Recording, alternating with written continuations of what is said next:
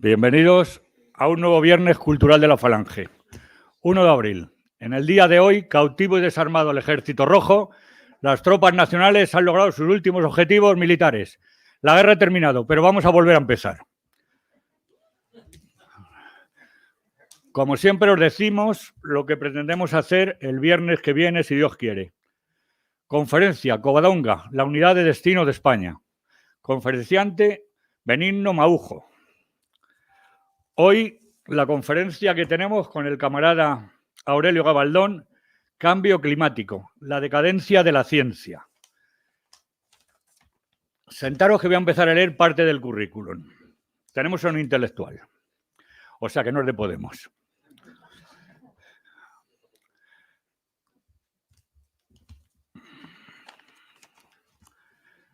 Ingeniero de montes, licenciado en ciencias geológicas, inspector forestal, especialista en GIS, especialista en extinción de incendios, especialista en gestión de aprovechamiento, diplomado en teledetención. ¿Qué es eso? Teledetección. ¿Qué es eso? Que detectas cosas. Satélites. Vale, me lo figuraba. Diplomado en gestión y marketing, patrón de embarcación de recreo. Domina a la perfección, aparte del español, el inglés y el italiano, y bastante bien el alemán y el francés. Según he contado yo, 21 cursos, todos relacionados con geología, botánica, recursos hidráulicos, foresta, medio ambiente. Es licenciado, vamos, tiene un curso rápido e intenso de periodismo dado por los camaradas Antonio Gibello y Félix Martialay. Creo que casi todos los conocéis, ¿no? Gibello, entre otras cosas, fue director del Alcázar. Y Jaime Martialay acabó especializándose en periodista deportivo. Tiene también varios cursos de informática, ha publicado en varias revistas técnicas y boletines. Ha sido profesor, actor de doblaje y tiene cursos en el Conservatorio Superior de Música de Madrid. Yo lo iba a decir cantando, pero bueno, lo voy a decir recitando. Premio absoluto de zarzuela en el concurso internacional Plácido Domingo. Operalia de París. Premio en el primer concurso internacional Leo Slezar, en Viena. Mejor intérprete musical de música española, del concurso internacional Voces Ibéricas. Ha estado en la Coral Polifónica de Avilés, coro en el Real Conservatorio Superior de Música de Madrid, Orfeón de Castilla, octeto naval, alumno de Alfredo Kraus, Miguel Barrosa, Pedro la Virgen, Renata Escoto, Julia Mari. Ha intervenido aquí en España, entre otros sitios, en Ciudad Real, Madrid, Huelva, Sevilla, Gijón, Jaén, Menorca, Ávila, Las Palmas, Málaga, Alicante y otra vez en Las Palmas en homenaje póstumo fue, ¿no?, a Alfredo Kraus. En el extranjero, bueno, ha intervenido en zarzuelas como Agua, Azucarillo y Aguardiente, Los Claveles, Luisa Fernanda, en sitios tan dispares como Córdoba, me seguro será la Córdoba española, Barcelona, Miami. Luego óperas también en Italia y Estados Unidos, Las bodas de Fígaro, La Traviata, Rigoletto, Don Pescale, La Bohème, en Omán, en Nueva York, en Hamburgo y en Viena. Como os digo, hoy día con los planes de estudio, este hombre había que fusilarle. Te escuchamos listo. ¿Ya? Muchísimas gracias.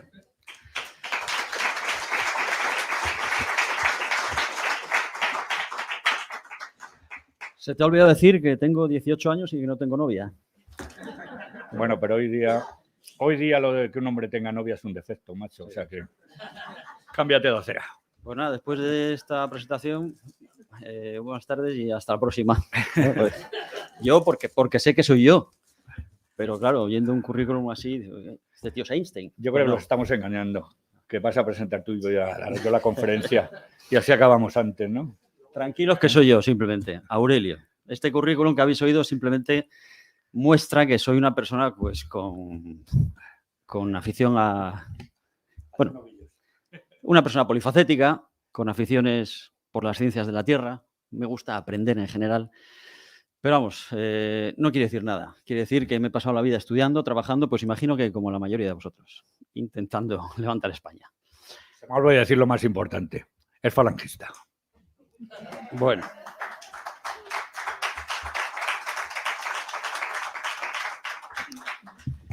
Buenas tardes a todos, todas, todes, todis y todus. Sí, creo que no se me olvida ninguna vocal.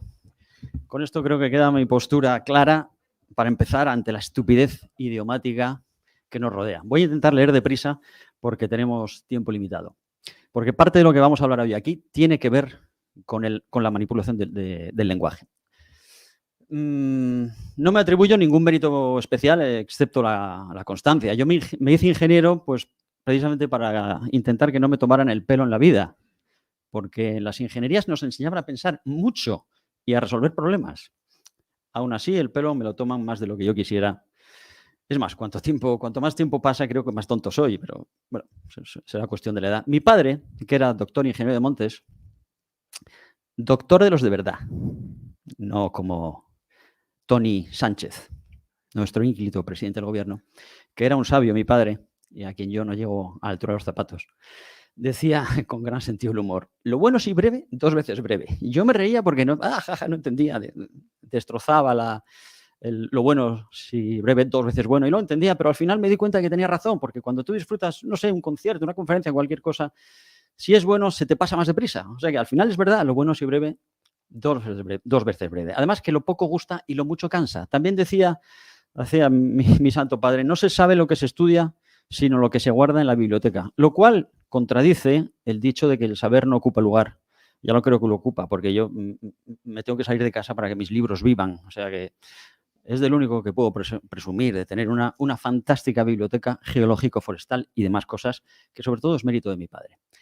Y quiero comenzar defendiendo la universidad que yo conocí, cuando la universidad pública en la que yo estudié tenía prestigio y no la habían corrompido, al menos en cuanto a ciencia se refiere.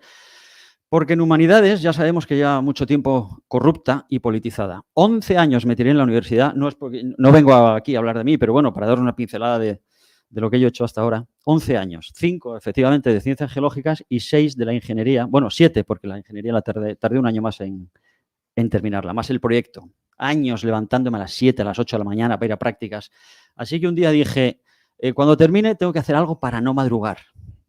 Y entonces me hice tenor. Pero bueno, esa es otra historia, que si queréis hablaremos otro día de ella.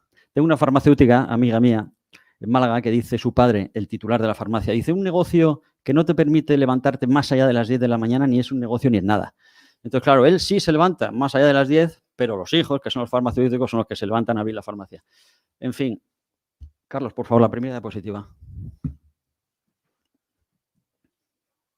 La siguiente. Ahí. ¿Por qué defensa de la universidad? Pues porque el funesto plan de Bolonia ha venido a restar calidad y cantidad a las materias. Los ingenieros españoles tradicionalmente han tenido fama mundial, han tenido fama de ser los mejores del mundo, y no digamos la generación de mi padre y anteriores. Hasta en el aspecto, la presencia que tenían, eran fantásticos, como estos que veis aquí. Había una moral, una ética, una cultura del esfuerzo que no existe hoy en día en las carreras técnicas. Estos que veis aquí son alumnos de la Escuela Técnica Superior de Ingenieros de Montes. Por cierto, el de la izquierda es mi padre. Hoy tenemos esto. Y esto es indicativo de muchas cosas. Forma parte de la degradación que llevamos muchos años sufriendo como sociedad. Bueno, pon la anterior, por favor, porque mejor quedarnos con esta imagen. Fama porque eran unas ingenierías muy completas, poco especializadas, pero con muy amplia formación, al contrario que en Estados Unidos y en el resto de Europa, donde son muy especializadas. Y además tenía todo el sentido porque luego la vida laboral te hace especializarte en algo concreto y lo que no hayas estudiado en la carrera es muy probable que luego no lo vayas a ver nunca más. Así que bueno, vengo a petición de Carlos, que amablemente me ha pedido por segunda vez. Vengo sin ninguna pretensión, por supuesto, académica, a raíz de un artículo que me publicaron hace algún tiempo en algunos medios digitales que Carlos leyó. Y bueno, pues eso, soy partidario de que cuando se va a exponer un tema, sea el que sea, hay que exponerlo de manera sencilla, como si nadie tuviera idea de nada, como si fuéramos niños.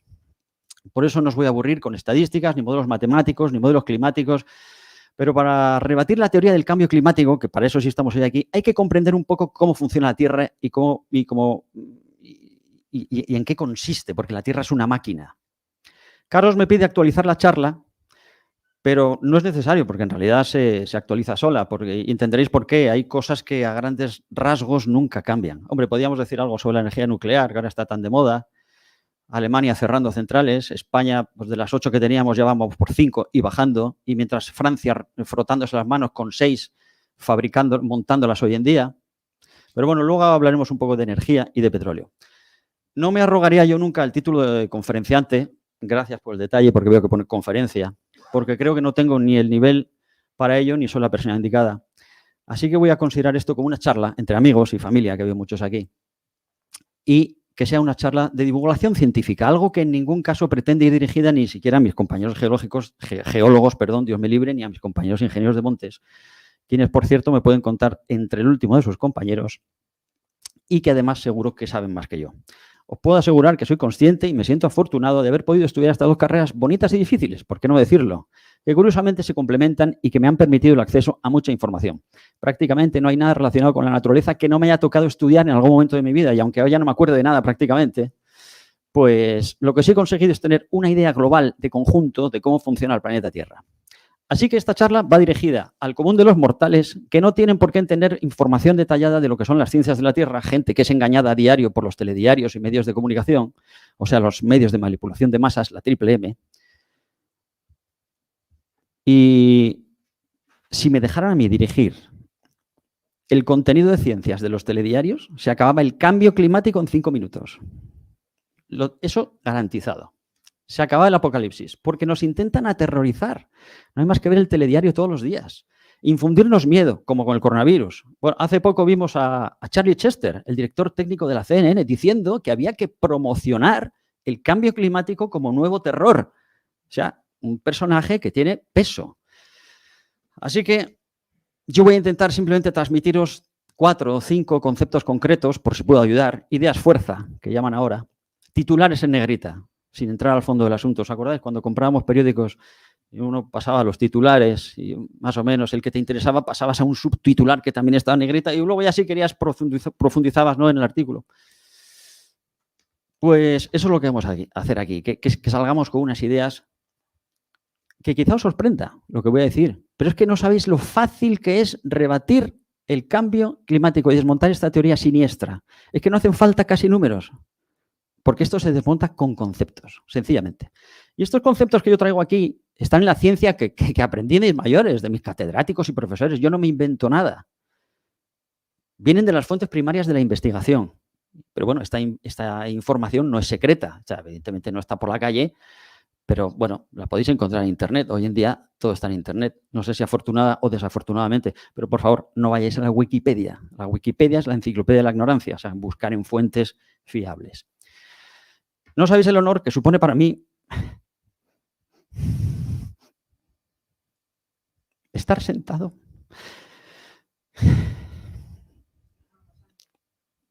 Venga, dejadle pasar unos minutos una pausa.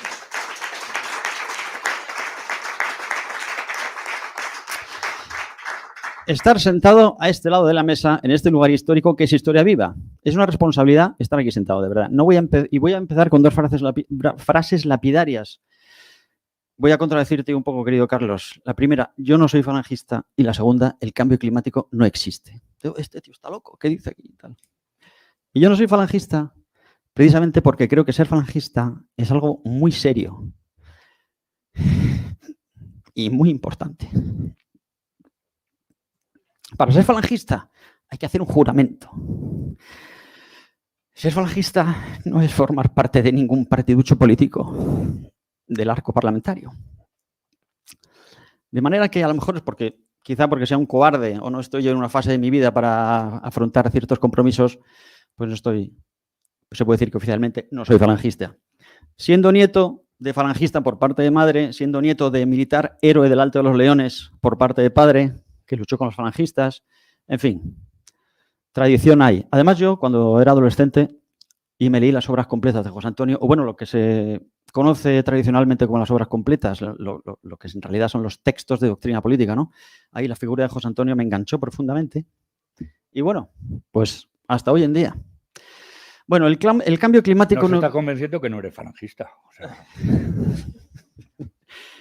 El cambio climático no existe porque lo niega la propia naturaleza, no yo. Lo niega la geología y lo niega el mundo forestal. Lo niega la biología en general, la zoología. Al igual que la mascarilla ha conseguido que mucha gente se haya habituado a llevarla y ocultar su rostro por inseguridad, miedo y vergüenza, el cambio climático es la mascarilla del entendimiento. El velo en este caso es mostrar, por ejemplo, en el telediario, imágenes de tubos de escape de coches, de chimeneas, de huracanes, y decir que el CO2 es malo, malísimo y petróleo caca. Por cierto, hace tiempo, unos años, vivía mi padre todavía, pero no estaba ya en condiciones mentales de relacionarse con nadie ni de entender. Y entonces yo buscando en los archivadores, en sus archivos, mi padre fue profesor de anatomía y fisiología vegetal en la Universidad Politécnica, encontré un apartado que decía cambio climático. Digo, uy, cambio climático, papá hablando del cambio climático, a ver qué hay aquí. Abro y estaba vacío. Y en la cabecera ponía ja, ja, ja. Sencillamente. Entonces nos llaman negacionistas, término que yo acojo gustoso porque me considero negacionista de la estupidez, del engaño y por tanto afirmacionista de la razón, de la inteligencia, de la verdad, de la belleza y de la naturaleza. Por cierto, hoy no me encuentro muy bien porque hoy todavía no me han llamado facha. Entonces yo, cuando no me llamo, hasta que no me llamo facha por las mañanas 3 o 4 veces, estoy como los lagartos. ¿Veis los lagartos de los reportajes de los animales? Los lagartos que están ahí, los pobres, así en las piedras, tomando el sol y que realmente están por la mañana intentando calentarse porque los animales, los reptiles son poikilotermos.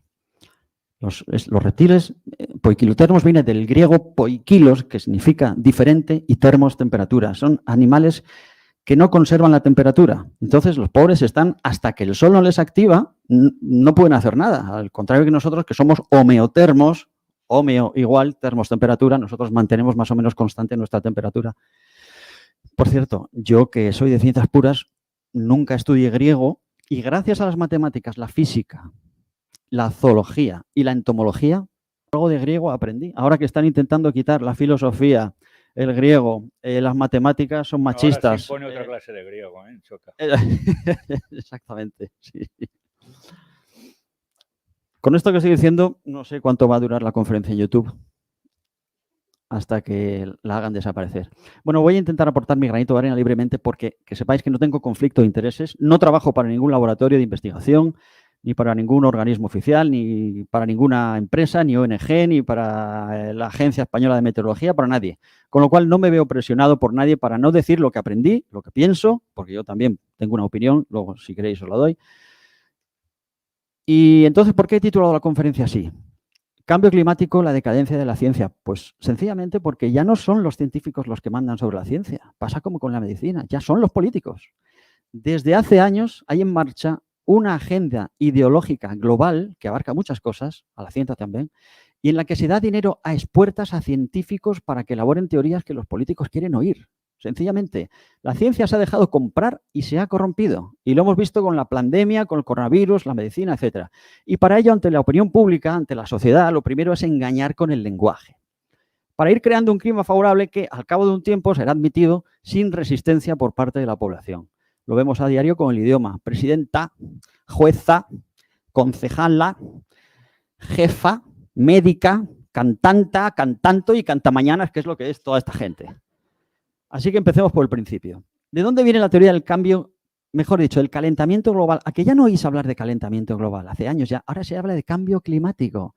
Porque como se han dado cuenta que el chiringuito se les caía, antes porque se calentaba. Pero ahora, con cambio climático, tanto si se calienta como si se enfría, abarcamos todo. Entonces ahora es el cambio climático. Pues esto empieza en los años 70, cuando algunos científicos bien intencionados decían lo contrario. De repente temían, creían que la Tierra entraba en una edad de hielo, que se estaba enfriando.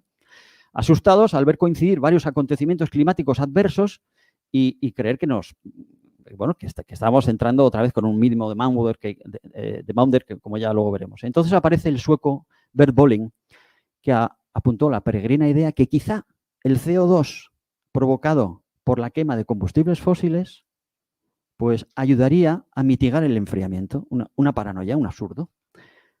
Por esa época, los mineros ingleses se pusieron en huelga y además las temperaturas en el planeta es verdad que empezaron a subir.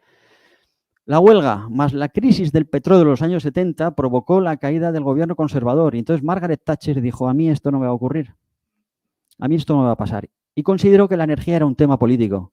Entonces ella, al no confiar ni en los mineros, o sea, en el carbón, ni en Arabia, en el petróleo, dijo, esta es la mía y yo voy a instaurar la energía nuclear. Con toda la razón, por cierto.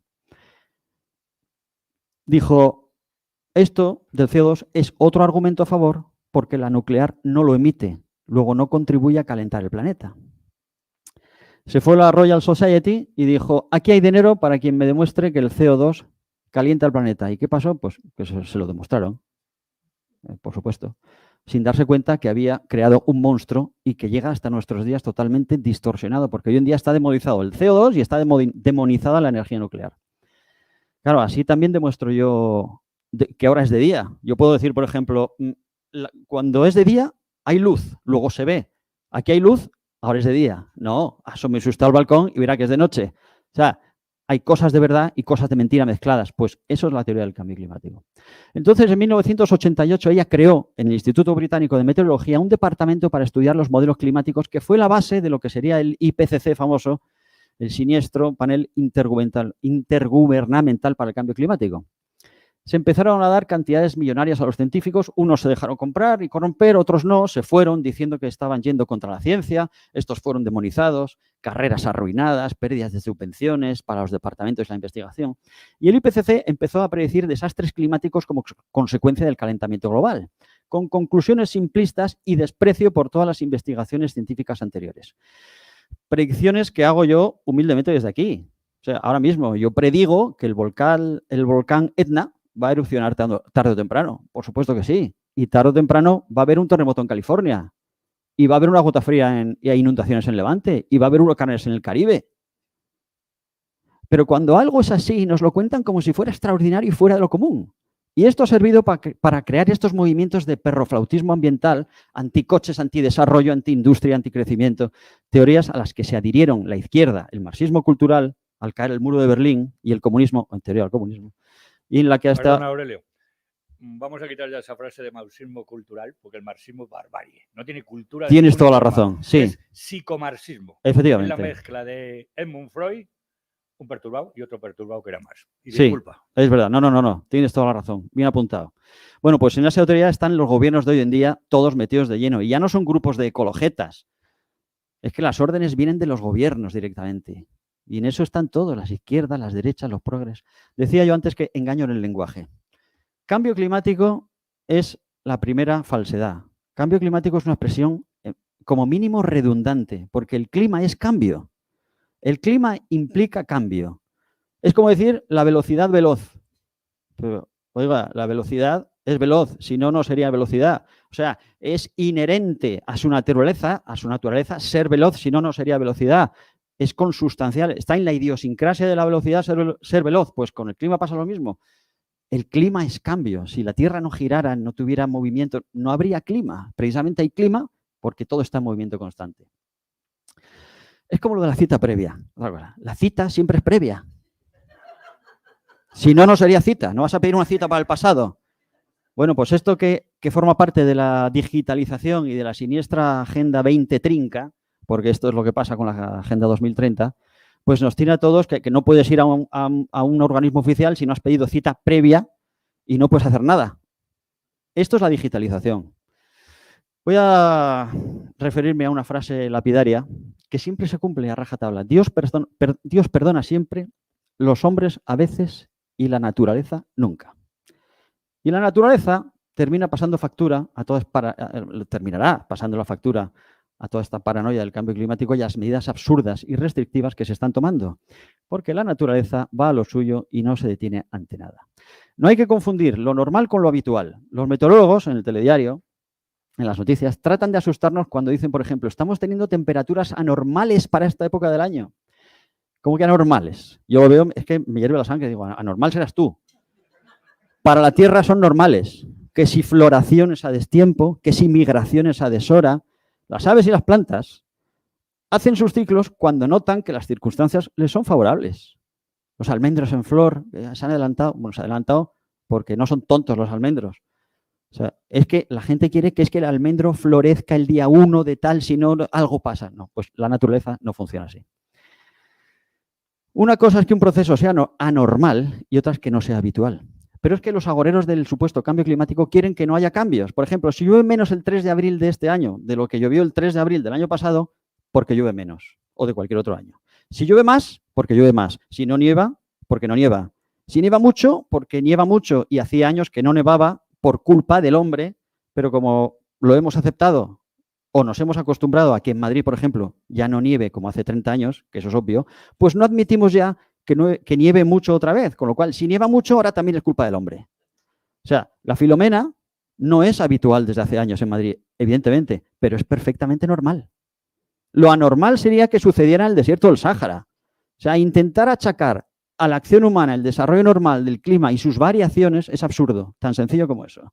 Lo que no va a ser posible nunca es que nieve en Madrid el 1 de agosto, al menos por ahora. Dentro de unos millones de años, cuando los continentes cambien de sitio, podrá ser. Y si sucediese ahora, sería un fenómeno extraordinario y sin duda puntual que habría que estudiar. Igual que no puede hacer 40 grados a la sombra en Asturias el 1 de enero. El clima no son matemáticas porque hay variables que no se controlan, si no las predicciones serían 100% fiables. Y más allá de 48 horas ya sabemos que no hay predicción fiable posible.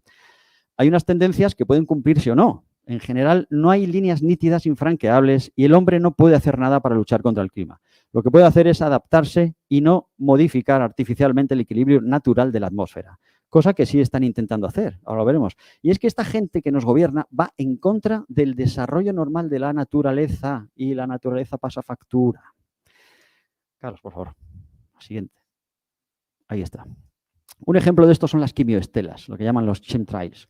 Las estelas químicas. Los procesos naturales como los maremotos, la circulación del aire y la ruta de los vientos, los terremotos, el vulcanismo, la circulación de las corrientes marinas, las glaciaciones, la meteorización, las avalanchas, huracanes, tormentas, son como una pisonadora implacable contra la que el hombre poco o nada puede hacer, excepto defenderse un poco con prevención, con buena ordenación del territorio, por cierto, para eso están los ingenieros de montes, y son procesos llenos de sentido común, porque siguen las leyes de la física. Y cuando os hablen de fantasías, morunas, cosas que os chirrían en el cerebro, de cosas que no parezcan muy normales o naturales, por lo pronto, desconfiad. El ser humano puede tratar de prevenir y corregir y así paliar los efectos de algunos procesos y mitigarlos, como por ejemplo la restauración de una cuenca hidrológico-forestal, la adecuación de cauces, restauración o estabilización de taludes, fijaciones de dunas, pero nunca vamos a poder evitar un terremoto, ni la erupción de un volcán, ni afectar al CO2 de la atmósfera por mucha industria que tengamos. Por cierto, ¿os acordáis cuando el volcán de La Palma, la periodista esa de La Sexta, pidiendo consejo a los bomberos de cómo se podría apagar el volcán? Pues ese es el nivel que hay. Lo que sí están queriendo hacer, por ejemplo, es modificar localmente el clima con las estelas químicas, variando las condiciones naturales de la atmósfera, y con las que se lleva tiempo experimentando. Si hay cambio climático, lo van a producir ellos, no nosotros por tener un coche, porque tu coche sea diésel o gasolina, no. Por cierto, no nos cuentan, ¿os acordáis la campaña de demonización contra el diésel? Hace unos años empezaron por el diésel, pero ya está la gasolina incluida. Siempre nos han dicho, el diésel, ¿cuánto ensucia? Es cierto que las partículas sólidas del diésel, la carbonilla, se ve, pero no te dicen que la gasolina en cuanto a partículas volátiles es más contaminante que el diésel. Pero bueno, ya está todo ahí junto. O sea, lo que no quieren es que tengamos automóvil, que no tengamos motores de combustión. Al final es acabar con la libertad, ya hablaremos de eso. Al principio eran experimentos no publicitados, pero ahora ya no se esconden, porque esto está en el BOE, esto no me lo inventé yo. Las estelas químicas están especialmente de moda porque son claramente visibles. Son agentes químicos o biológicos rociados por aviones con fines no revelados a los ciudadanos claramente. Yo he visto algunas, en Madrid se ven, las he visto en Madrid y fuera de Madrid. La Agencia Española de Meteorología ha reconocido que España está siendo rociada con dióxido de plomo, yoduro de plata, sales de bario y diatomitas, como mínimo. La diatomita es una roca que está formada por las conchas silíceas de las diatomeas, que son unas algas. Entonces esto lo pulverizan y lo distribuyen por la atmósfera. ¿Qué pasa? Que esas conchas absorben la humedad, con lo cual, ¿qué pasa? Que no llueve. Entonces aquí están haciendo pruebas, modificando el clima para que llueva, para que no llueva a su antojo. O sea, el poder que tendrían si controlaran el clima es una cosa tremenda. Consecuencia, pues gotas frías más catastróficas, lluvias más torrenciales. O sea, el lunático Bill Gates, que Dios confunda, después de llevar vacunando a todo el planeta desde hace años, que no solo con lo del coronavirus, y obsesionado ahora con reducir la población mundial, y con que no comamos carne, ahora quiere tapar el sol y su radiación con estelas de carbonato cálcico en polvo. El carbonato cálcico es la roca caliza, el mineral, la calcita, pues lo mismo. ¿Qué hace este tío rociando de carbonato cálcico en la atmósfera? ¿Desde cuándo ha habido carbonato cálcico en la atmósfera? Nunca. Eso no es natural. ¿Qué es eso de que nos caiga polvo de caliza en la cabeza? Llenar la atmósfera de algo así, de algo que no sean sus componentes naturales, es un crimen ambiental. Eso sí que es un crimen, por el que deberían ser juzgados todos aquellos que lo hayan ideado, ordenado y encima en nombre de la investigación científica y de la seguridad nacional. Y todo, pues eso, para conseguir que llueva o no llueva a su antojo. Igual que con los laboratorios de armas biológicas, que pinta el hombre experimentando y fabricando coronavirus. Están atacando directamente a la humanidad desde hace tiempo. Están sacando los pies del tiesto. Las quimioestelas, los laboratorios de armas biológicas, la manipulación genética, todo esto es un buen ejemplo. Que dejen en paz a la naturaleza y al ser humano con sus industrias y su progreso, sus fábricas y sus coches. Eso sí, buscando pues, la eficiencia y un mínimo impacto en el medio natural. Que a mí no me gusta decir medio ambiente, porque es el medio natural. Yo no quiero medio ambiente, lo quiero entero. El medio es natural. Por ejemplo, unas minas a cielo abierto. Pues sí, el ser humano tiene que extraer recursos minerales, por supuesto, solo faltaba. Están a nuestra disposición, pero no se puede ir de allí dejando aquello hecho un desastre. Pues habrá que plantar arbolitos, restaurar aquello, en fin. Ser más eficientes. Por cierto, dejadme que os haga un inciso sobre la diferencia entre eficacia y eficiencia, porque es un término que muchas veces la gente confunde. Y es muy importante, no solo en ingeniería, sino en la vida normal. Por ejemplo, si yo tengo el objetivo de ir de Madrid a Barcelona en coche, pues me iré. Si me voy por Zaragoza, luego Lérida, llego a Barcelona. Bien, también puedo coger el coche e irme a Valencia. Me como una paella, duermo y al día siguiente continúo para Barcelona. Los dos procesos son igual de eficaces. Se ha conseguido el objetivo, que era llegar a Barcelona. Pero el primero es más eficiente que el segundo, porque en el segundo he gastado tiempo, he gastado gasolina, he gastado más tiempo. Es totalmente ineficaz. La eficiencia es el rendimiento, es lo que pretendes partido por lo que te cuesta. Y eso, como os digo, lo sabemos todos desde que nos levantamos hasta que nos acostamos, porque hay que ahorrar. Vamos a hacer una abstracción sencilla. Por cierto, Carlos, había por ahí, teníais un señalador electrónico de pantallas de última generación, ¿no? Un palo, había por ahí, ¿no?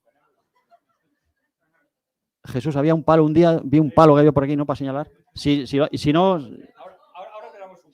continúo. O con el bastón, como quieras tú. Pasa, Carlos, por favor. Gracias.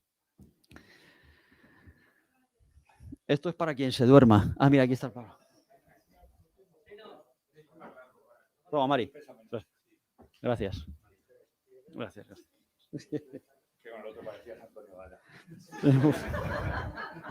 Gracias. Aquí vemos una diapositiva. Imaginemos que la Tierra, la corteza, es lo negro, lo que estamos pisando. Por encima de la corteza tenemos el mundo animado, la foresta, la vida, la vegetación, todo. Y por debajo tenemos el mundo inanimado, la geología, la muerte, por qué no decirlo.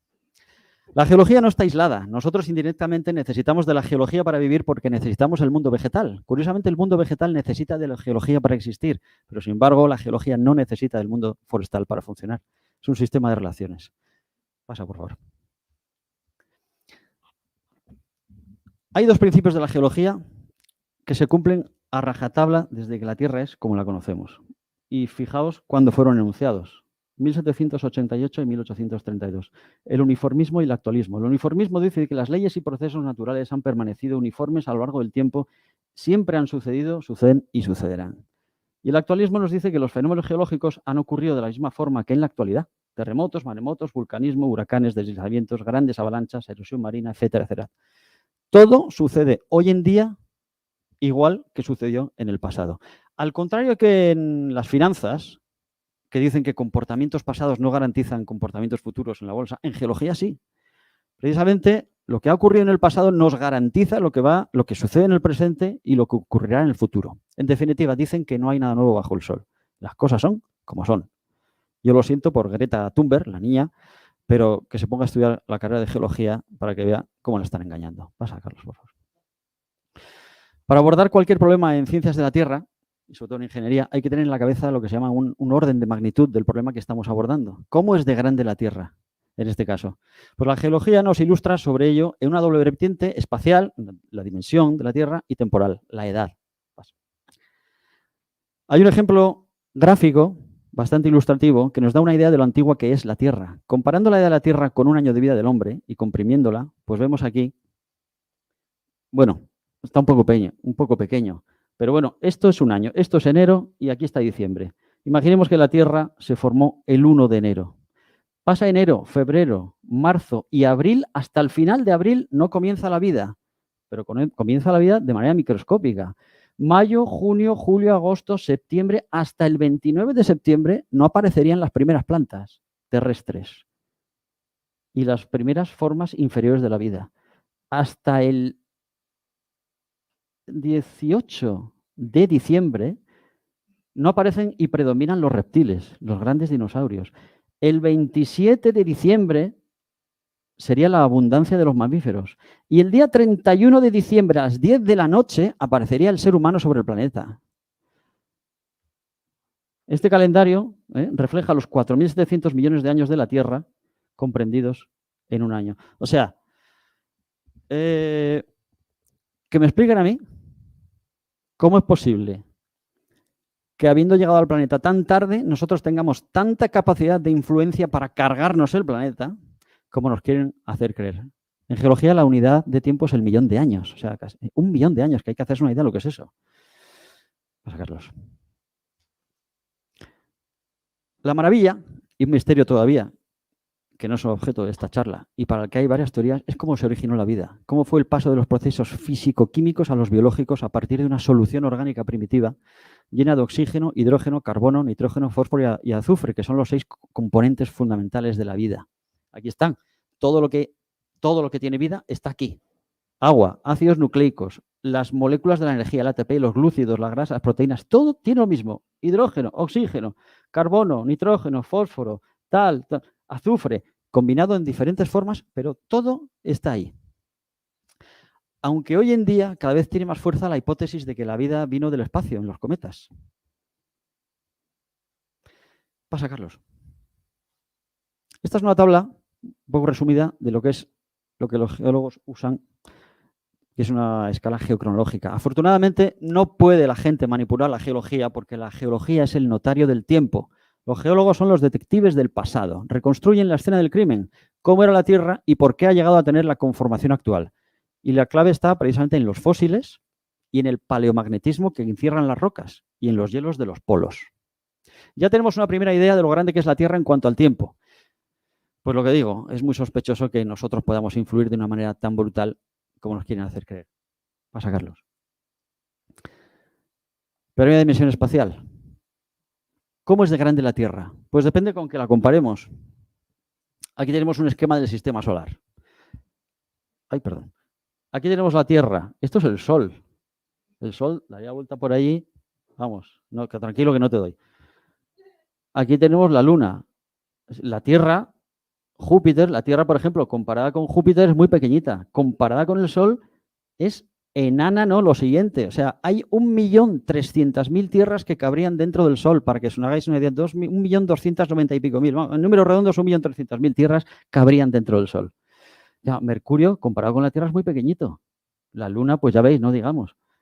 Pero comparado con el hombre, la Tierra es gigantesca. O sea, a escala humana, la Tierra es gigantesca. Pasa, Carlos. Aquí vemos un corte esquemático de la Tierra que no está a escala porque, curiosamente, la mayor parte de la Tierra es núcleo. Aquí vemos la corteza en azul, el manto superior, el manto inferior y el núcleo. Pero en realidad el núcleo es mucho más grande. El núcleo va de 2.900 kilómetros a 6.370. Sin embargo, el manto va de 700 a 2.900. Pero bueno, es un esquema para hacernos la idea de que la Tierra está dividida por dentro en esos materiales. Pero ¿cómo es de grande la atmósfera? La atmósfera, hasta que desaparece, tiene 10.000 kilómetros. O sea, desde aquí, contad 10.000 kilómetros hasta arriba, hacia arriba, y sería el área de influencia de la atmósfera. Para que os hagáis una idea, hay casi la misma distancia desde el suelo hasta que desaparece todo el diámetro de la Tierra, perdón, hasta que desaparece la atmósfera, que desde el suelo hasta el diámetro de la Tierra.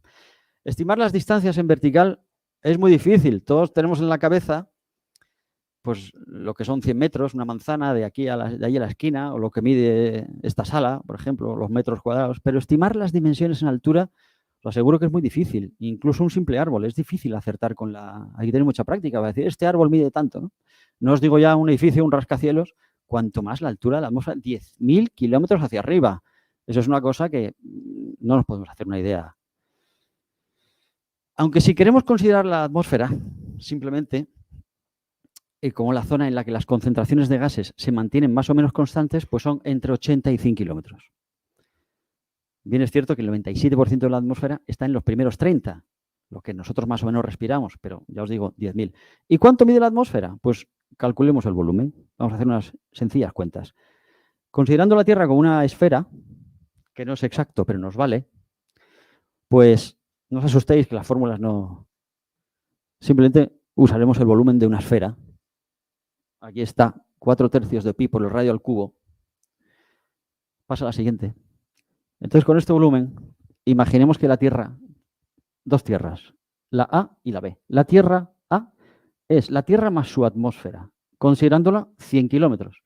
Y la B, simplemente la Tierra. Entonces, usando la fórmula y metiendo aquí en el radio los 6.470,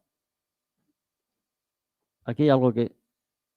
Bueno, tendrían que estar las dos cifras, algo ha pasado. Y considerando el segundo radio como 6.370 y restando una de otra, ¿qué obtenemos? Pues el volumen de la atmósfera nada más. Y el volumen de la atmósfera en kilómetros cúbicos serían 51.768.845.067 kilómetros cúbicos. Casi nada. Eso considerando que la atmósfera tenga 100 kilómetros de espesor. Pasa a la siguiente, por favor. Pero es que si somos estrictos y queremos considerarla con los 10.000 kilómetros que en realidad tiene, sumando, restando una a la otra, nos dan 17.283.845.306.667 kilómetros cúbicos. ¿Quieren, por favor, explicarnos los ecologetas, de nuevo, cómo es posible que el ser humano con sus fábricas, sus coches, pueda contaminar una atmósfera de estas dimensiones tan descomunales? Con sus residuos, con nuestros residuos y hacer cambiar el clima. El clima no depende de la industria humana por muchos datos tergiversados que nos quieran mostrar. El clima es una cuestión astronómica. Luego, la primera idea de combate.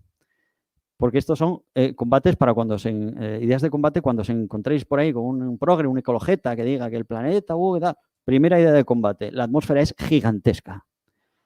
El daño que le podamos hacer nosotros a la Tierra es como el de la hormiga que intenta morder la pata de un elefante. O miles de hormigas, da igual. La Tierra ni se entera. Es como una cosa ínfima influyendo en algo gigantesco. Aquí lo que ocurre es que se están diciendo verdades a medias mezcladas con mentiras. Dejadme que os dé una explicación de la tormenta esta de la calima que hemos sufrido estos días en Madrid. Debido a la gran cantidad de óxidos de nitrógeno y de CO2 que emite la ciudad de Madrid, pues se creó una inversión térmica en las capas bajas de la atmósfera, de tal manera que la capa superior tenía menos densidad que la inferior. Y cuando llegó la tormenta de arena del Sáhara, por el peso de la arena, cayó y nos puso Madrid perdido. ¿A qué cuela? Bueno, pues me lo acabo de inventar. Que si las capas, que si la atmósfera, que si la densidad, me lo acabo de inventar. Es mentira todo. O sea, que ha habido una tormenta y se acabó. Ni CO2, ni óxidos de nitrógeno, ni nada. Esto es un ejemplo de manipulación. Se sacan conclusiones absurdas que no son la causa, sino el efecto, porque están dadas la vuelta, como decir que el CO2 es la causa del calentamiento del planeta. El CO2 es el efecto, no la causa. Esto es muy importante. Por ejemplo, si nosotros vemos la típica foto de un incendio y un bombero, ¿qué es antes, el incendio o el bombero? O sea, ¿Hay un incendio porque hay un bombero o hay un bombero porque hay un incendio? A no ser que el bombero sea un pirómano, se supone que es que el bombero llegó después para apagar el incendio. Es como la basura y las moscas. ¿Hay moscas porque hay basura o hay basuras porque hay moscas? Bueno, si hay basura, llegan las moscas, pero no al revés. Pues esto es igual. El CO2 es la consecuencia, no es la causa. ¿Por qué hay tanta manipulación? Pues por la falta de rigor. Los casos de artículos científicos sin comprobar ni revisar se han multiplicado por 10 desde 1975. Esto lo ha dicho Richard Horton, el editor jefe de la revista The Lancet, una revista de reconocido prestigio científico. Elaborar una teoría científica falsa es muy fácil, bueno, lo que os acabo yo de contar. Sacar conclusiones o establecer correlaciones erróneas manipuladas sería decir, por ejemplo, que como desde 1975 no hay rigor científico en los artículos y Franco murió en el año 1975, pues conclusión, Franco es el culpable de la falta de rigor científico porque ambas cosas han coincidido en el tiempo. Por ejemplo, o sea, absurdo. O si estáis en la playa y está subiendo la marea y de repente hay una tormenta. Dice, está subiendo la marea. Luego la subida de la marea provoca nubes. ¿Pero qué tendrá que ver una cosa con otra? Pues así. Pasa, por favor, Carlos. Composición de la atmósfera. Esto es muy importante. La atmósfera, recordamos desde el colegio, que tiene una composición de nitrógeno del 78%, oxígeno 21%, y ese 1% restante se divide en argón 0,93% y dióxido de carbono 0,033%. O sea, la nada. O sea, algo casi infinitesimal. Otros gases como neón, helio, criptón, xenón, hidrógeno, metano, óxido nitroso, perdón. Se está diciendo que el CO2 calienta la atmósfera cuando no es así, es justamente al revés. Hay una mayor o menor cantidad de CO2 en la atmósfera dependiendo de la energía que reciba la Tierra. Luego veremos cómo y dónde se almacena. El CO2 tiene capacidad de absorber calor, es cierto. Al contrario que el argón y el nitrógeno. Por eso lo llaman gas de efecto invernadero.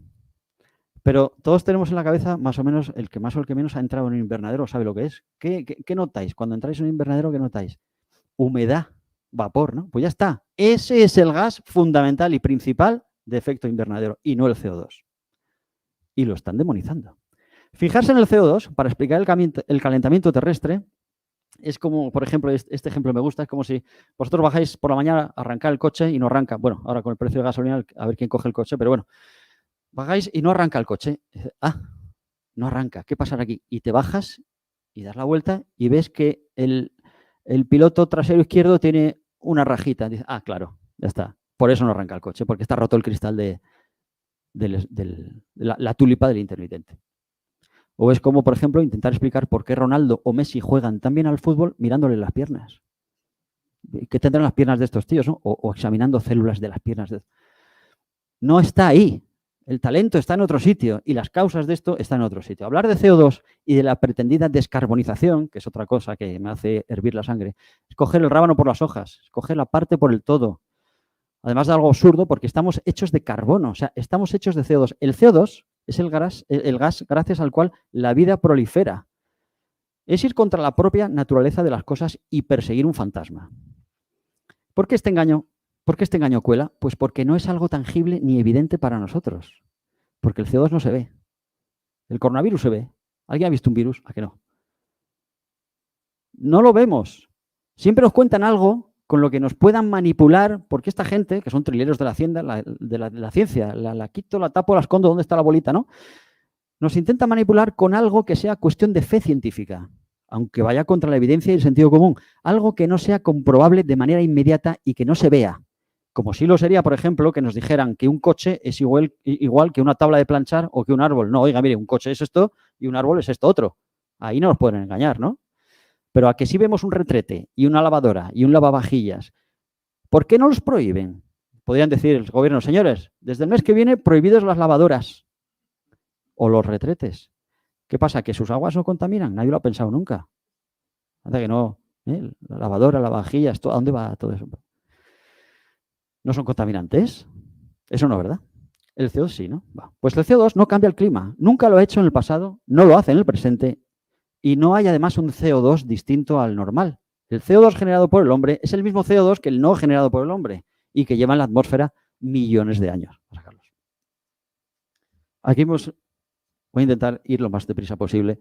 Un esquema de lo que es la radiación del Sol sobre la Tierra. A unos 88 kilómetros de altura, la totalidad de los rayos X la absorbe la atmósfera. Pérdidas por difusión en todas las direcciones y reflexión difusa, que se llama, en capas más bajas en la troposfera. Pero aquí vemos que se pierde un 5 de lo que llega, más otro 15 que se absorbe por moléculas, llevamos un 20. Luego, si de aquí a aquí no hay nubes, la radiación, la energía solar, llega en un 80%. Si el cielo no está despejado y hay nubes, pues las nubes reflejan, las nubes absorben y en total pues podría llegar desde un 0 a un 45% de la Tierra. Hay un concepto que es el albedo, muy interesante, que va de 0,32 a 0,39, el máximo es la unidad. Un disco blanco tendría un albedo del 100%, quiere decir que reflejaría el 100% de la energía, ¿no? La Tierra refleja el 0,39 como máximo. Pasa, Carlos. Bueno, aquí se ve un poco pequeño, pero bueno, es un esquema también bastante visual de lo que es la radiación, el espectro visible. Lo amarillo es el espectro visible, lo que vemos nosotros del Sol. Hacia la izquierda, longitudes de onda más cortas, más frecuencia, y hacia la derecha, pues los infrarrojos, más longitud de onda y menos frecuencia. Y vemos que a partir de 100 kilómetros de altura, las capas altas de la atmósfera absorben las moléculas como el ozono, el nitrógeno, el oxígeno, absorben radiación. Luego viene el espectro visible y luego en la troposfera, a un poco más de 12-13 kilómetros de altura, lo que se llama la tropopausa, el final de la troposfera, donde están las nubes, las moléculas absorben el CO2, anhídrido carbónico, vapor de agua, ozono, oxígeno, o sea, se absorbe. Y aquí, en esta longitud de onda, tenemos una total absorción de las ondas de radio. Pasa. Esta es muy importante también. Estas son las capas en las que se divide la atmósfera, en función de la temperatura. Esto, el 0, es el suelo. Y aquí la altitud en kilómetros, hasta 160. Todos hemos visto cuando cogemos un avión que el comandante dice, nos encontramos a una altitud de unos 8.000 metros, 54 grados bajo cero, pues esto es. A medida que vamos ascendiendo, la temperatura disminuye. Cuando cambia de dirección, hay un límite, la tropopausa. Empieza la estratosfera, que curiosamente en la estratosfera el aire se va calentando. Cuando se empieza a enfriar otra vez, pasamos a la mesosfera. Y a unos 88 kilómetros de altura, de repente, pues otra vez, bueno, de repente no, paulatinamente se va calentando otra vez la termosfera y luego está la exosfera y el espacio exterior. Se habla de contaminación y el argumento siniestro es hacernos creer que el CO2 es contaminante y su emisión perjudicial cuando junto con el CO2 es el gas de la vida. Nuestros pulmones son intercambiadores de CO2. Además, ellos se contradicen. Por un lado dicen que el exceso de CO2 es perjudicial y por otro no tienen más remedio que aceptar que es el combustible de la vegetación. De hecho, cuando ha habido más disponibilidad de CO2 en la atmósfera, porque algo varía, ha habido más proliferación de la vegetación. Es más, ojalá hubiera un exceso de CO2 en la atmósfera porque la vegetación proliferaría mucho más. La masa forestal mundial de 30 años para acá ha aumentado en un 7%, como dato. Pasa, Carlos. Esto es un ejemplo de cómo la vegetación absorbe el CO2, cómo se queda con el carbono. Bueno, de cómo no, de cuánto tiempo puede permanecer en la materia. Pues, por ejemplo, veis aquí la biomasa, materia leñosa, no leñosa, pues fustes, ramas, biomasa foliar, pues de décadas a siglos, de meses a años. Esto es lo que dura el carbono en la materia. Materia orgánica estable, activa, pues de años a décadas, de siglos a milenios. En la construcción, en muebles, pues queda de décadas a siglos, papel, cartón, fibras textiles, de meses a décadas. En la leña, subproductos de la corta, de semanas a meses. O sea, dependiendo de qué materia estamos tratando, el CO2 está más o menos. El 80% de la madera que se utiliza en el mundo es para quemar, curiosamente. Es el primer combustible de la humanidad. Y cuando la madera desaparece, el CO2 vuelve a la atmósfera y ni un gramo más ni un gramo menos. Cuando un tronco desaparece, todo el carbono que ha conseguido robarle al CO2 vuelve a la atmósfera. La cantidad es ínfima comparada con la descomunal cantidad de CO2 que vierten los océanos a la atmósfera. Y aquí está el asunto. El CO2 está en los océanos. Son los océanos los que vierten el CO2 a la atmósfera. Son los responsables de la mayor del mayor o menor aporte. Además, la combustión, el fuego, con la aparición de CO2, de monóxido de carbono, de agua, de óxidos de nitrógeno, existen en el planeta antes de que el hombre apareciera. Siempre se ha quemado bosques de manera natural. Eso no quiere decir que la mayor parte de los incendios forestales hoy en día, y sobre todo en la cuenca mediterránea, sean provocados por el hombre intencional o no intencionadamente. Los seres humanos vertemos con nuestras industrias al año 650 millones de toneladas de CO2 al año a la atmósfera. Y los océanos, 80.000 millones de toneladas al año. O sea, la cantidad nuestra comparada con la que vierten los océanos a la atmósfera es irrisoria. La fotosíntesis. La fotosíntesis es una de las mayores maravillas de este planeta, gracias a la cual nosotros estamos aquí y estamos vivos. Las plantas aprovechan el CO2, el agua de la atmósfera y la energía, en este caso luz, para mediante el ciclo de Calvin, que no vamos a explicar aquí, transforman todo eso en hidratos de carbono, grasas, sustancias de almacenamiento, oxígeno y agua. La planta verde es el convertidor de energía más eficiente conocido hasta la fecha al transformar la energía solar en energía química. La energía solar, que fija el reino vegetal en su conjunto, equivale a 200 veces la que actualmente produce la agricultura de la tierra y que consume la humanidad en forma de alimentos. La fotosíntesis es la gallina de los huevos de oro. Así es, afortunadamente. Nosotros necesitamos de la fotosíntesis, aunque no la realicemos. Sin fotosíntesis no estaríamos aquí. El CO2 es la gasolina, el combustible de la vegetación. Y si se dice que el CO2 es excesivo, es como si a nosotros nos dijeran, oiga, que tienen ustedes aquí gasolina a tutiplén para disponer de ella. Pues qué maravilla. Pues lo mismo. Pasa. El carbono atrapado por la vegetación se puede conocer. ¿Cuánto carbono atrapan los árboles del que roban al CO2? Pues se sabe que el 50% de la madera seca es carbono. Sabemos lo que pesa el CO2 y sabemos lo que pesa el carbono, 44 y 12. Entonces, por esta relación podemos sacar los kilogramos de CO2 equivalente, que dividiendo 44 por 12 nos da 3,67. ¿3,67 qué? Nada. O sea, adimensional, no tiene unidades. Es como decir, ¿cuántos billetes de 50 euros hay contenidos en 100 euros? Pues 2. 100 entre 50, 2. ¿Pero qué? 2 euros no, 2 nada, 2 veces, ¿no? O sea, es una relación, es como decir, 3,67 veces el carbono está contenido en el CO2. Con estas relaciones podemos saber cuál es el carbono que realmente atrapa la materia. Sabemos el peso de un árbol que tenga humedad. La humedad, mediante unas tablas, la conocemos. Si le quitamos al peso en verde la humedad, tenemos el peso en seco, con lo cual ya tenemos este dato aquí. Multiplicado por el porcentaje de materia seca y por 3,67, podemos saber cuántas toneladas de carbono, cuánto carbono realmente pues, atrapa la vegetación. El CO2 no es... por cierto, ¿sabéis cuál es el árbol que más carbono atrapa y cuál es el que más CO2 consigue atrapar de la atmósfera? El eucalipto. El denostado y demonizado eucalipto, por lo menos de la flora española, es el árbol que más CO2 absorbe. El CO2 no es un contaminante atmosférico, pero los hay, desde luego que los hay. El dióxido de azufre, que aparece como combustión de combustibles fósiles, también primer generador de ácido sulfúrico. El monóxido de carbono, como consecuencia de la combustión incompleta. Dióxidos varios de nitrógeno. El flúor, producido en la industria de aluminio, vidrios, abonos, etcétera. El cloro, el ozono troposférico, en fin, hay muchas cosas. Pero todo esto no es general. No están flotando por la atmósfera persiguiéndonos. Lo que habrá que ver es dónde se produce una contaminación que siempre va a ser puntual y vigilar y tratar la zona. Intentar no contaminar la vegetación, porque los árboles son atacados por múltiples causas, insectos, fauna, incendios, plagas. Los árboles sufren tumores, como nosotros, tumefacciones, heridas. Pero no pueden salir corriendo, claro. Debido a que los pobres no pueden correr, desarrollan unos sistemas de defensa que son fantásticos, muy eficaces.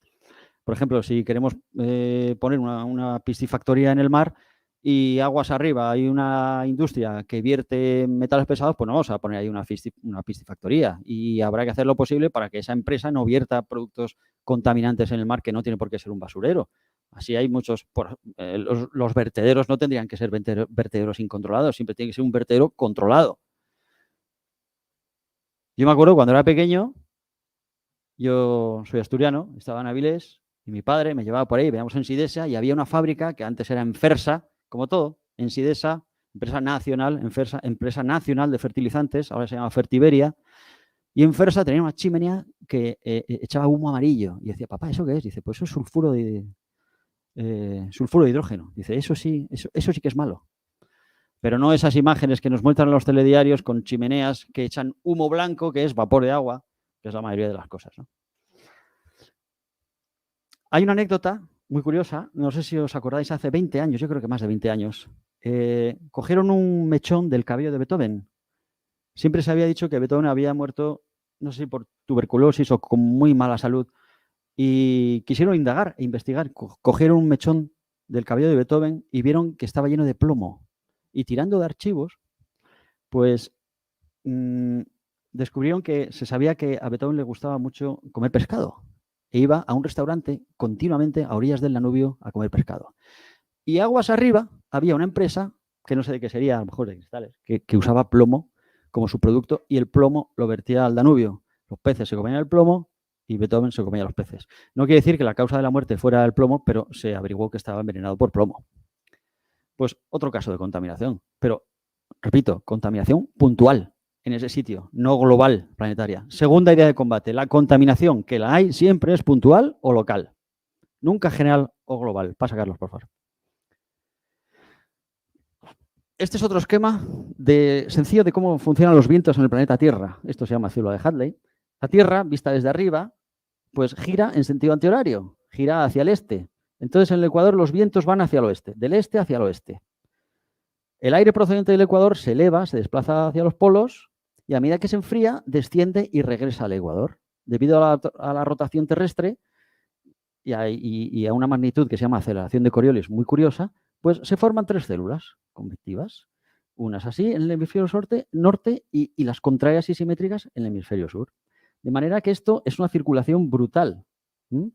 La rotación de la Tierra hace que los vientos del hemisferio sur se desvíen hacia la izquierda y en el hemisferio norte a la derecha. Esto lo podríamos explicar, pero no hay tiempo. Bien.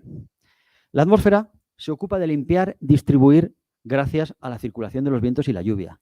Y volvemos a lo de antes, con el tamaño de la atmósfera, la enormidad. La atmósfera puede con todo a escala humana porque limpia, absorbe, distribuye y se autorregula.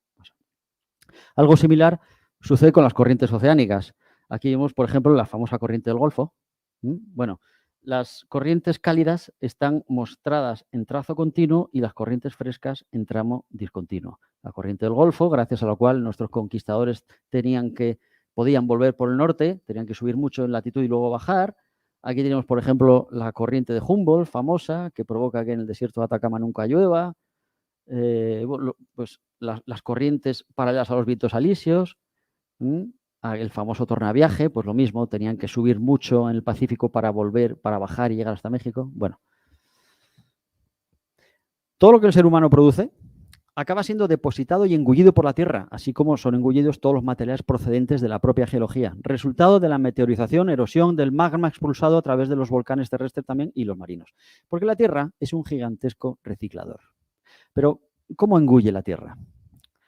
Pues aquí tenemos la explicación. Durante millones de años la Tierra ha estado absorbiendo y continúa, aunque no lo apreciemos, materiales mediante los 3 procesos que dan lugar a la aparición de combustibles fósiles. La sedimentación, que es el conjunto de procesos que conducen a la aparición de sedimentos oceánicos y continentales.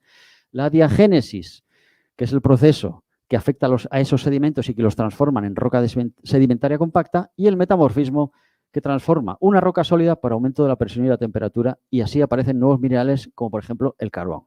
Carbón, que la mayor parte se produjo precisamente durante el periodo carbonífero, de ahí que lleve ese nombre. Tercera idea de combate. La corteza y la atmósfera pueden con todo porque la Tierra es un gran y gigantesco reciclador. Los combustibles fósiles se siguen generando hoy en día, aunque nosotros no lo notemos, y serán aquellos a los que la humanidad, o lo que haya entonces, tendrá acceso el día de mañana dentro de millones de años, al igual que nosotros tenemos acceso ahora a los del pasado remoto. El petróleo. Hablemos algo del petróleo rápidamente. El petróleo es una maravilla, al igual que la energía nuclear. Desde hace años se dice que el petróleo se está acabando, que es contaminante y que por tanto hay que cambiar el paradigma de la energía por energías renovables, eólica y solar. Esto es falso. El problema y la realidad es que ni la energía solar ni la energía eólica nos proporcionan tanta energía por unidad de producto como el petróleo, y tan barato de extraer. 1 litro de petróleo refinado lo produce 42 megajulios, son 11,6 kilovatios hora.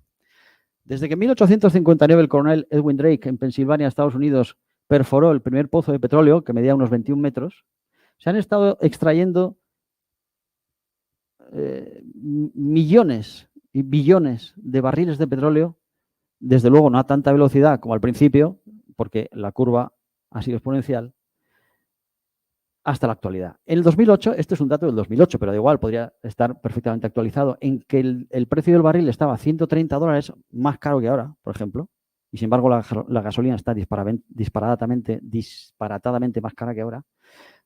Hasta el 2008 se había extraído 1 billón de barriles del fondo de la Tierra.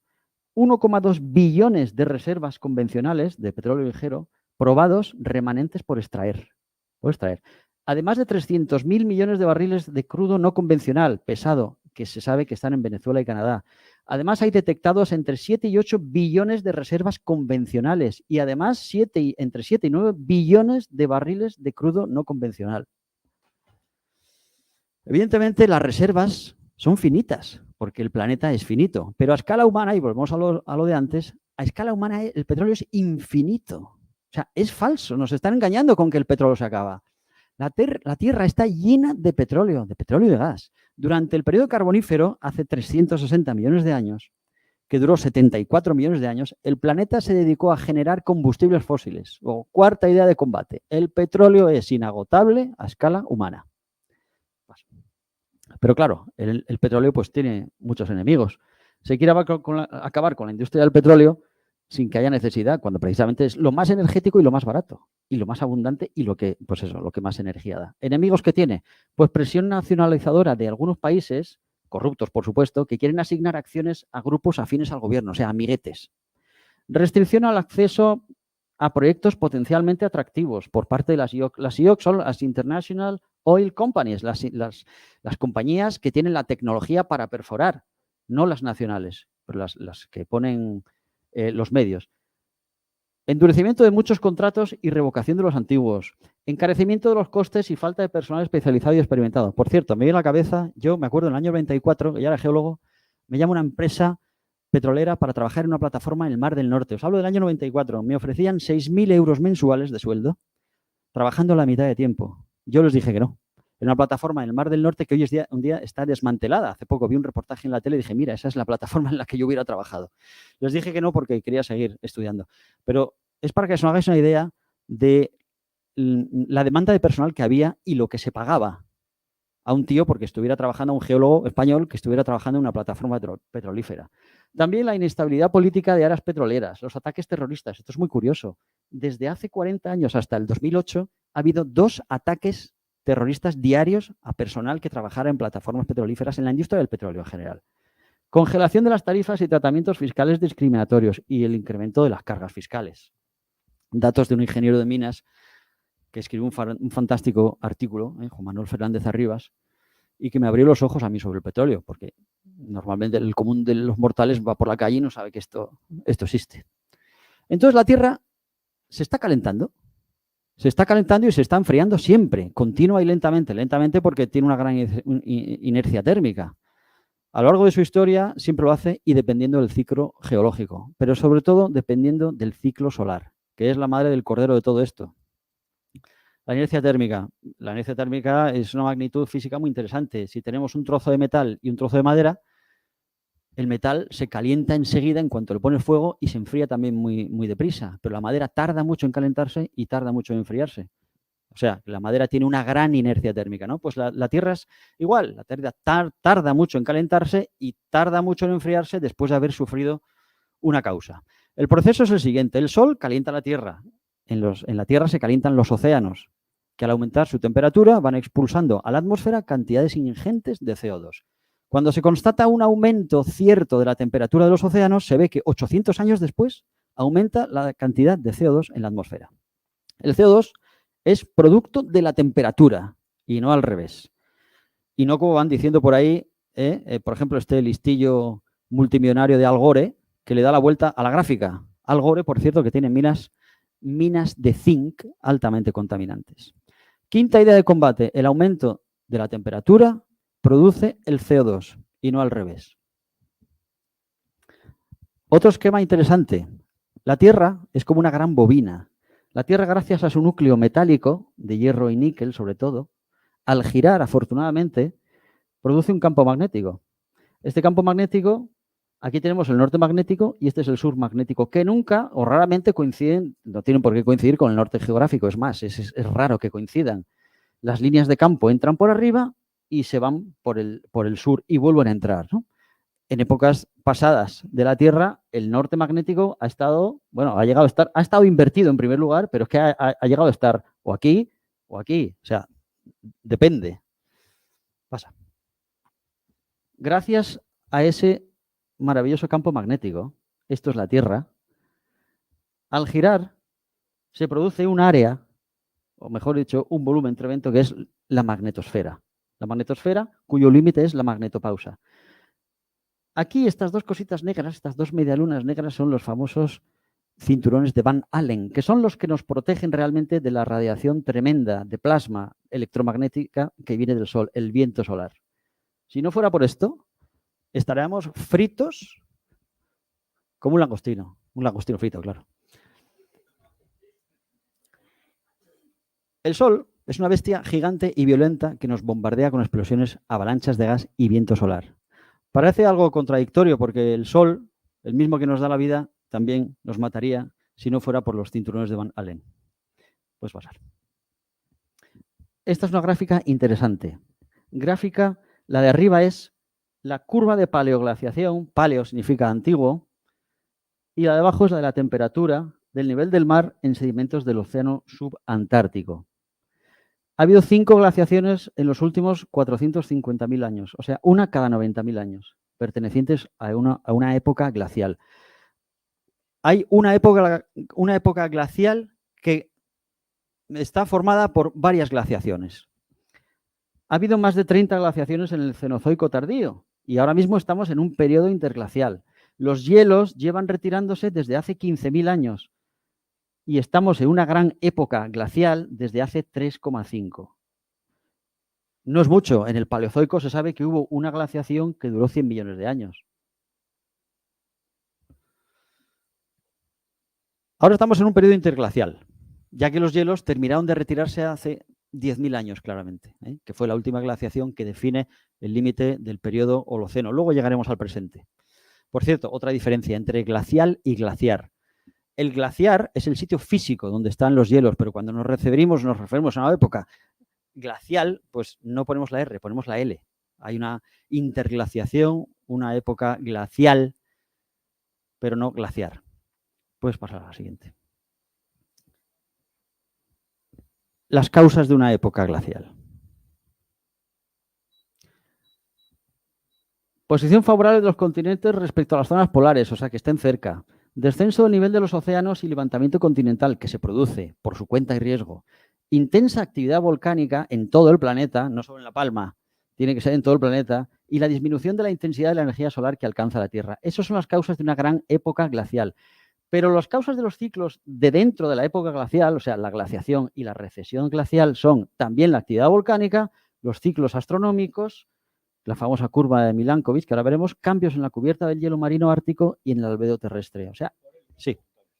Descenso del nivel de los océanos y levantamiento del continente, si hay deshielo. No, hay un concepto en geología que se llama la isostasia. Los continentes están flotando sobre una capa más o menos plástica que se llama la astenosfera y están compensándose constantemente entre ellos y con la corteza oceánica. Entonces, dependiendo de la época geológica en la que estemos, los continentes están más arriba o más abajo. Están como flotando y compensándose así. Eso que decían, que ya tenía que haber desaparecido Denia, Gandía y todo eso. Eso es mentira. Eso es mentira. Si se deshiela el polo, el mar baja. Si se deshiela el polo, el mar asciende. Asciende. Si todos los hielos luego lo veremos, si todos los hielos de los polos se derritieran a la vez, el nivel del mar se calcula que subiría 60 metros, pero se tendría que derretir la Antártida entera y el Polo Norte entero, 60 metros. Aparte de que estos cambios son tan lentos Los bloques de hielo que caen del glaciar Perito Moreno, por ejemplo, en Argentina, con lo que nos asustan también con el cambio climático, ese es otro de los detalles que se me escapó. Cambio climático, el hielo se está derritiendo. Claro, se derrite porque toca que se derrita, es cierto. Pero esos cambios, aunque subiera el nivel del mar 2-3 metros, tardaría 3.000 años. O sea que es, tranquilo, que tú no lo vas a ver, yo tampoco, pero es que ni las generaciones futuras. ¿En cuál estamos? Aquí, sí. Los ciclos astronómicos, esto es muy importante. Cada 40.000 años, el eje de la Tierra no está recto, no está así, está inclinado. 23,5 grados, con respecto a la vertical. Entonces, cada 40.000 años, este eje hace así, va así y vuelve a su sitio. Vuelve al sitio original. Esos son 40.000 años. Además, la distancia al Sol de la Tierra también tiene un ciclo de 21.000 años. El día del solsticio de verano, la Tierra tiene una distancia al Sol, pero el año siguiente no es la misma distancia y al otro año tampoco es la misma. Pasan 21.000 años hasta que la distancia al Sol vuelve a ser la misma. Eso es la famosa curva de Milankovitch.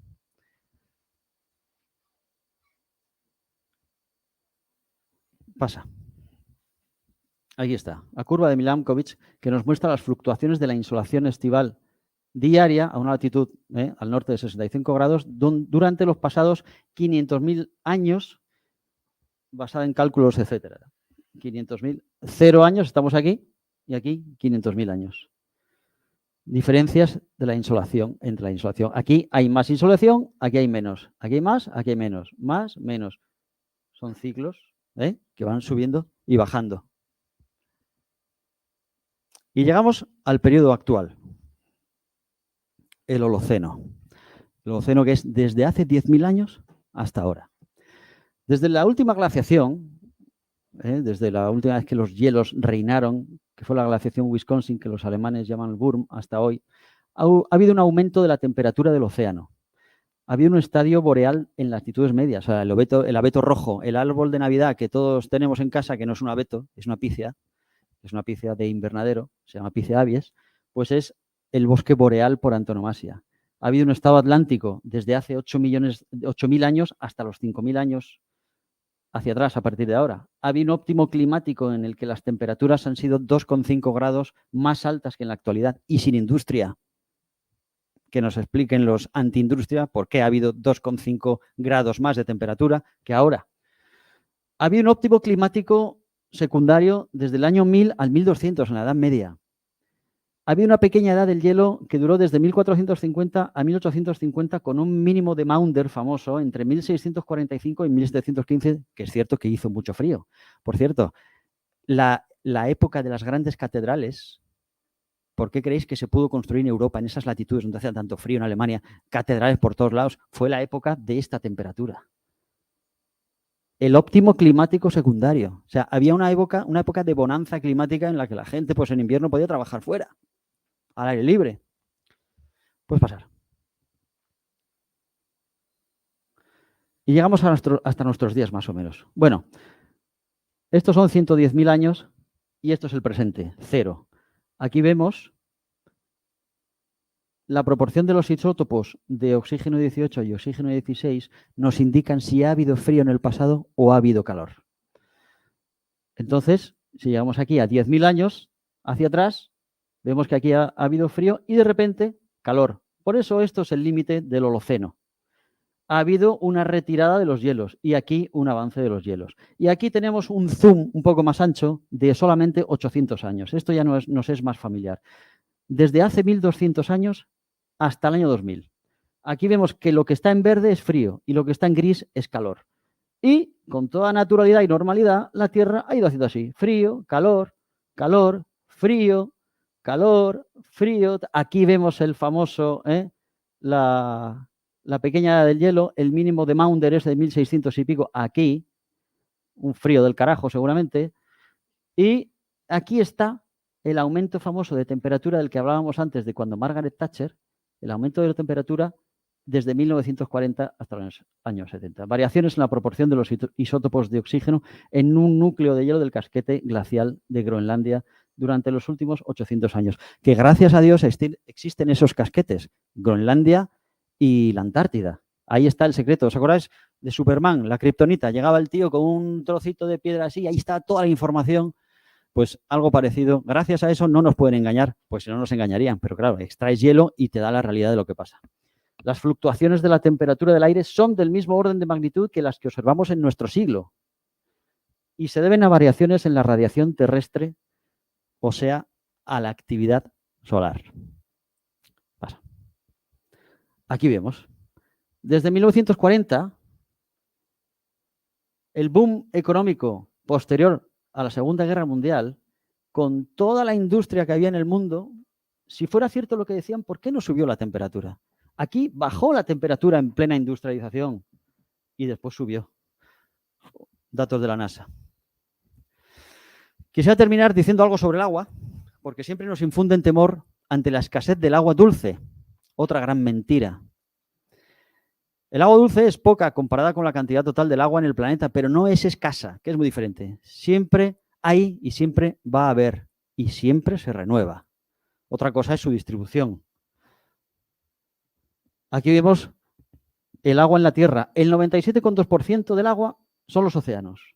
Un 2,80% nada más son los glaciares, los islandios, que son los glaciares de Islandia, y un 0,62% es el agua de saturación, que es el agua que está bajo el terreno, cuando pinchamos y sacamos agua a los pozos de agua, de la cual un 0,03% es repartida en estas cantidades casi infinitesimales: agua dulce de los lagos, lagos salados y mares interiores, agua de infiltración, la atmósfera con un 0,001, cursos fluviales, 0,3. O sea, el agua de la que disponemos nosotros, el agua utilizada por el hombre, es un 0,65 del total. Pero el agua dulce es renovable siempre, gracias al maravilloso ciclo del agua. Aquí, sencillamente, esquematizado. Gracias a que existen los océanos que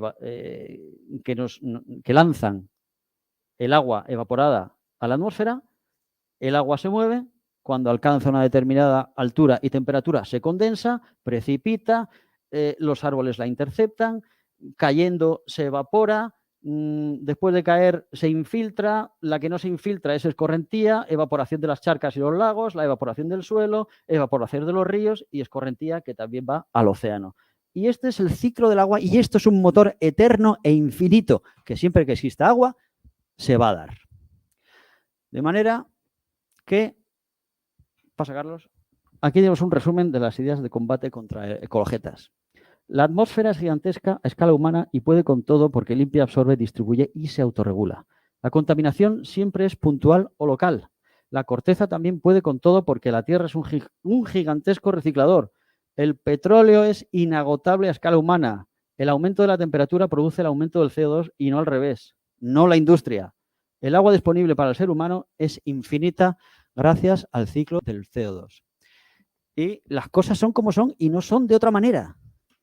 Y yo reto desde aquí, desde mi humilde posición, a todos los genocidas del cambio climático, a Bill Gates y sus monaguillos, a todo el panel intergubernamental del cambio climático y a sus palmeros, como Al Gore, Greta, la niña Greta Vinagreta, que está amargada todo el día, a George Soros, a este gobierno que padecemos, al bufón Garzón, a Martínez Almeida, a todos los políticos que dicen que no debemos usar el coche y se empeñan en peatonalizar las calles y prohibir la circulación a vehículos donde siempre los ha habido y donde siempre han circulado. Les reto a que digan que lo que yo estoy diciendo aquí es mentira. Que digan que Arthur y Alan Strahler mienten, que Fernández Arribas y Pardos Carrión mienten, Piers Corbyn, John Christie, Phil Scott, Paul Ritter, no sé, son eminencias científicas del mundo, Tim Ball, Nigel Calder. Aquí el que miente es Michael Mann. Habréis visto esa famosa curva, porque sale en la televisión constantemente la gráfica del palo de hockey, una gráfica horizontal que de repente hace así para arriba, que es la gráfica de este sinvergüenza que es Michael Mann, que se olvida de decir lo que ha pasado antes, porque obvia y miente y no dice lo que ha ocurrido desde el principio del Holoceno hasta ahora.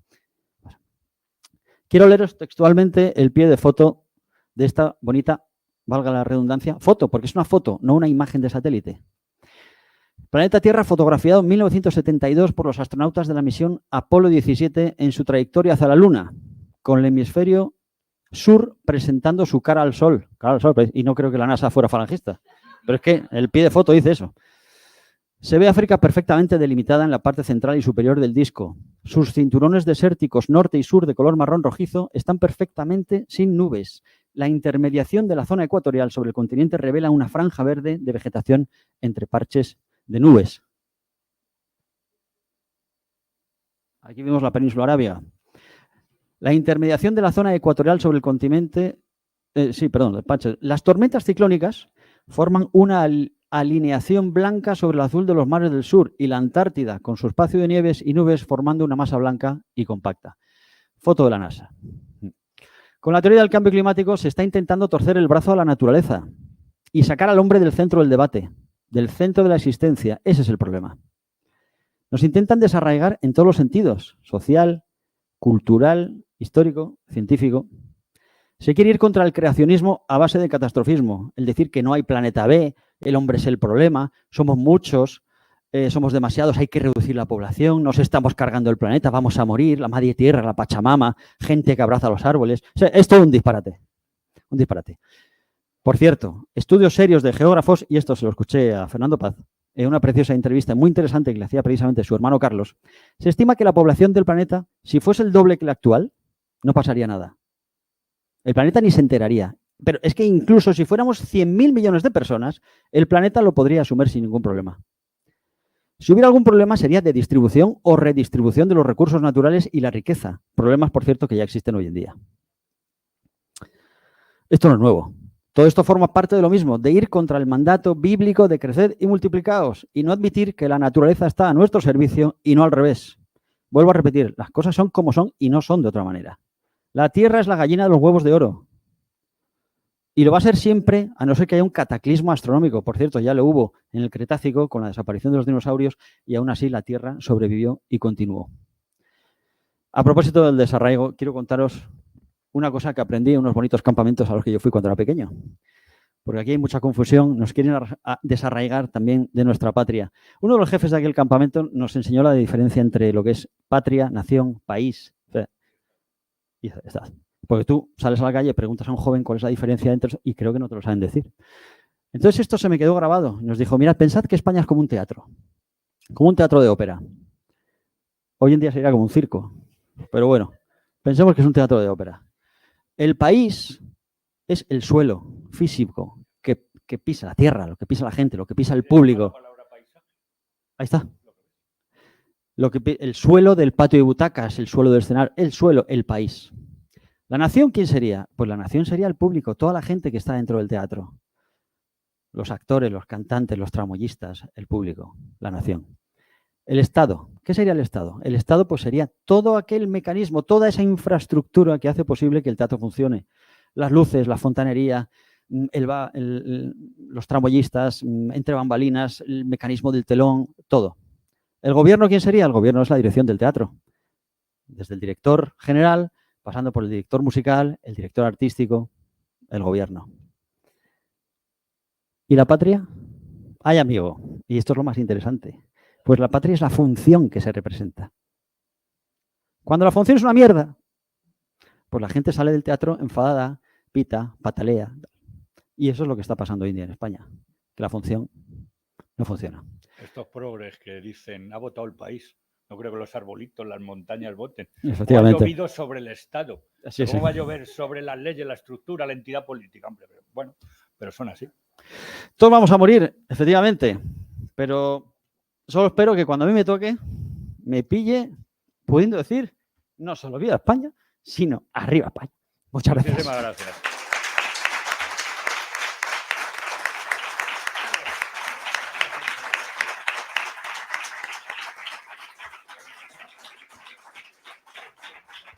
Ahora, perdóname, yo como no soy un fantasma, espero que no haya preguntas, porque lo que yo no sé, digo directamente que no sé. Puedo tener una opinión, pero no me voy a dar inventando historias. Yo contesto, oye, yo creo que hay dos cosas. Una, que los políticos no quieren que haya currículum como este, para que no nos saquen de los errores que ellos nos hacen cometer. Seguro que sabes el jaleo que hizo en una reunión de Bilderberg